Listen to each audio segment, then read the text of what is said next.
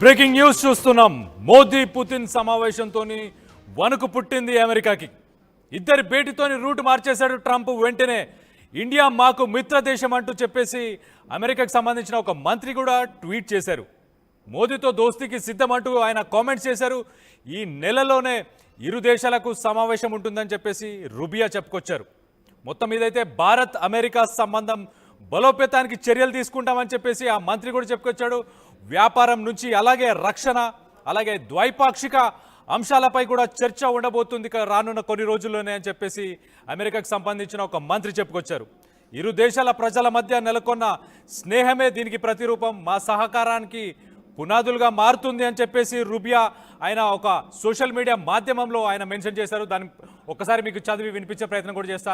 The partnership between United states and India continues to reach new heights, a defining relationship of the 21st century. This month, we are spotlighting the people, progress, possibilities, driving us forward from innovation and entrepreneurship to defense and bilateral ties. It's the enduring friendship between our two peoples that fuels this journey. Follow the hashtag and be part of this. ఈ moment ఒక moment social మీడియాలో ఒక ఉద్యమాన్ని start చేసే ప్రయత్నం చేస్తుంది America. మొత్తం మీద అయితే ఇండియా అలాగే మోదీ పుతిన్కి సంబంధించి ఏదైతే మీటింగ్ అయిందో ఆ మీటింగ్కి దడుచుకుని బెదురుకుని వెంటనే అమెరికాకు సంబంధించిన ఎంబసీ, యుఎస్ ఎంబసీ ఇండియాకు సంబంధించి ఇండియాలో ఉన్న కార్యాలయం నుంచి వాళ్ళు ఒక స్టేట్మెంట్ని వాళ్ళు ఇచ్చే ప్రయత్నం చేశారు. చాలా క్లియర్గా కనిపిస్తుంది. ఇండియా మాకు ఎప్పుడు మిత్రుడే, ఇండియాతో ముందుకెళ్దాం అనుకుంటున్నాం. రానున్న కొన్ని రోజుల్లో డిఫెన్స్కి సంబంధించి అలాగే ఇన్నోవేషన్, ఆంటర్ప్రెన్యూర్షిప్ వీటన్నిటికి సంబంధించి ఈ రంగాలన్నిటికీ సంబంధించి ఒక మీటింగ్ కూడా ఉండబోతుంది కొన్ని రోజుల్లోనే. ఖచ్చితంగా మా స్నేహాన్ని కూడా ముందుకు తీసుకెళ్లే అవకాశం ఉందని చెప్పేసి మార్కో రూబియో, ఆయన సెనేటర్ అని చెప్పాలి, అమెరికాలో ఒక సెనేటర్, ఆయన ట్విట్టర్ మాధ్యమంలో ఇది చెప్పుకొచ్చాడు. మొత్తానికైతే 100% టారిఫ్స్ కూడా వేద్దాం అన్న ఆలోచన ఉండే మాకు ఇండియాపై అలాగే చైనాపై.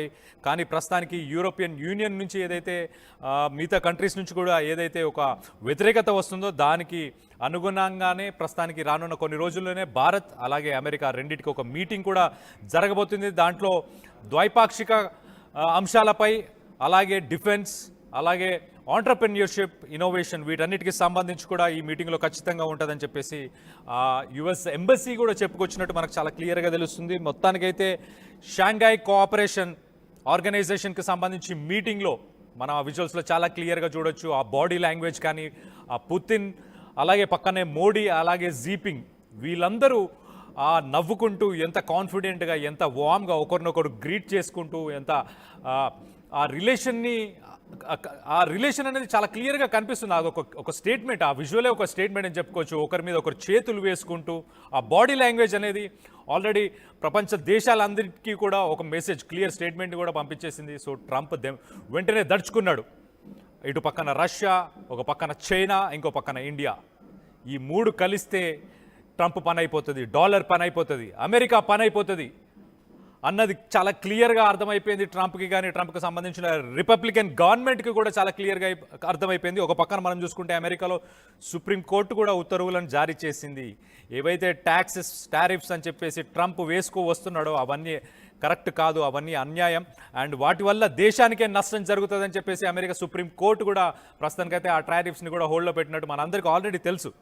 సో ఇప్పుడు మరొక యాంగిల్ చేంజ్ అయినట్టు మనం అర్థం చేసుకోవచ్చు. ట్రంప్కి డిమెన్షియాకి సంబంధించిన కొన్ని సిమ్టమ్స్ కూడా ఉన్నాయని చెప్పేసి అమెరికాకి సంబంధించిన చాలామంది డాక్టర్స్ కూడా చెప్పుకొచ్చారు. సో పిచ్చి ముదిరింది. 79 సంవత్సరాలు, ఆల్మోస్ట్ 80 సంవత్సరాలు.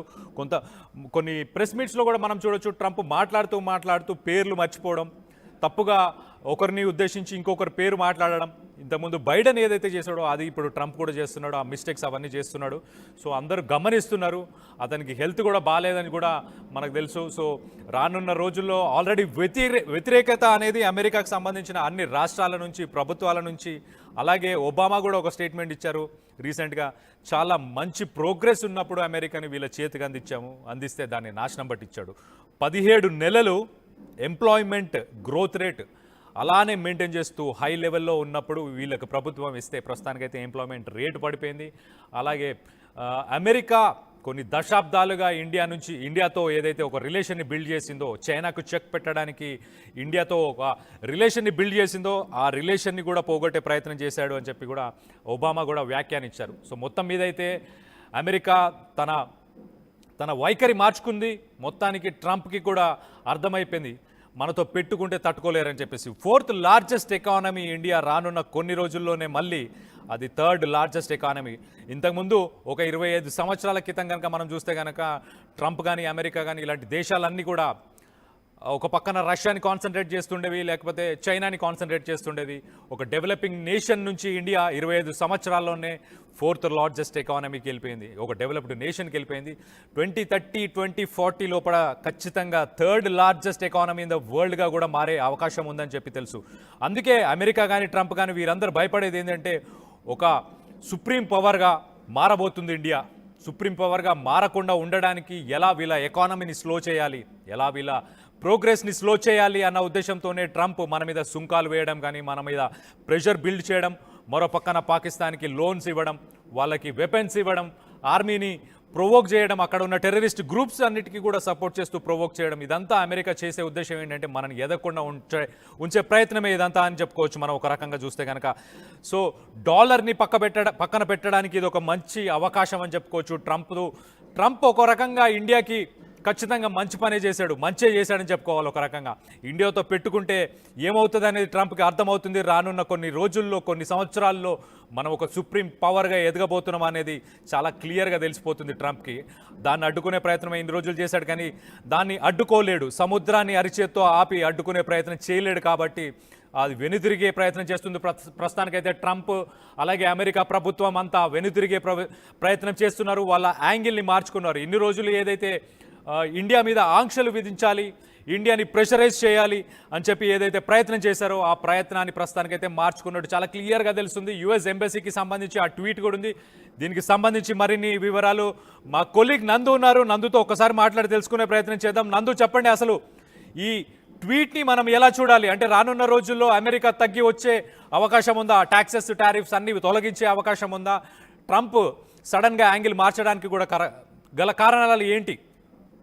ఖచ్చితంగా అమెరికా కాళ్ళ బేరానికి వస్తుంది ఒక మాటలో చెప్పాలంటే. ఎందుకంటే ఇప్పటికే భారత్ తో పెట్టుకుంటే ఎలా ఉంటుందో చూసింది. భారత్ ని నష్టపరచాలని చూస్తేనో, భారత్ దేశాలు ఏదో చిన్న చిన్న దేశాలను అణగదొక్కాలని చూస్తే ఏం జరుగుతుంది అనేది ఇప్పటికే అమెరికాకి అర్థమైంది. ఇక్కడ 2 రకాలు మనం చెప్పుకోవచ్చు కళ్యాణ్. ఖచ్చితంగా మొదటిది, ట్రంప్ నోటికి వచ్చినట్లు మాట్లాడి ఇష్టం వచ్చినట్లుగా టారిఫ్లు వేసి ఇష్టం వచ్చినట్లుగా స్టేట్మెంట్ ఇచ్చినా సరే భారత్ ఎక్కడా మాట్లాడలేదు. అంటే దీనికి సంబంధించి కనీసం అడ్రస్ చేసే ప్రయత్నం కూడా చేయలేదు. టారిఫ్స్ కి సంబంధించి మేము దీని గురించి మాట్లాడుకుంటాం, చర్చించుకుంటాం, ఇవి కూడా ఎక్కడ చేయలా. మాట్లాడుకుని ఎన్ని మాట్లాడుకుంటారో చూద్దాం, ఏం చేయగలుగుతారో చూద్దాం అన్నట్లు వీఆర్ జస్ట్ స్టాండింగ్ స్టిల్ అంతే. సో ఇది కొంచెం భయం కనిపించింది. ఆల్రెడీ అమెరికాలో అప్పటికే భయాన్ని కల్పించింది ఒక రకంగా చెప్పాలంటే. వీళ్ళేంటి, మిగతా దేశాలు ఏదైనా సరే, ఇప్పుడు జపాన్ లాంటి దేశాలు చూసాం మనం. అమెరికా ఎప్పుడైతే వెళ్ళి మేము టారిఫ్ చేస్తామని కూడా వెళ్ళి మాట్లాడుకున్నారు. ఇక చిన్న చిన్న దేశాలు ఏదో కంబోడియా లాంటి దేశాలు వీళ్ళ మీద ప్రతాపం చూపించారు. కానీ భారత్ ఎందుకని ఏం మాట్లాడట్లేదు, వీళ్ళ స్ట్రాటజీ ఏంటా అని చెప్పి అనుకుని ఆ తర్వాత కూడా ఇంకా ఎక్కువ టారిఫ్లు వేస్తాం. సెకండరీ టారిఫ్స్ ఫస్ట్ 25 అన్నాడు, ఆ తర్వాత ఇంకో 25 అన్నాడు. ఇంకా మేము అది చేస్తాం, ఇది చేస్తాం, ఏదేదో నోటుకు వచ్చినట్టు మాట్లాడాడు. కానీ భారత్ ఎక్కడ ఒక మాట కూడా మాట్లాడాల. అది చూసి కొంచెం కొన్నిసార్లు మనం సహజంగా ఒక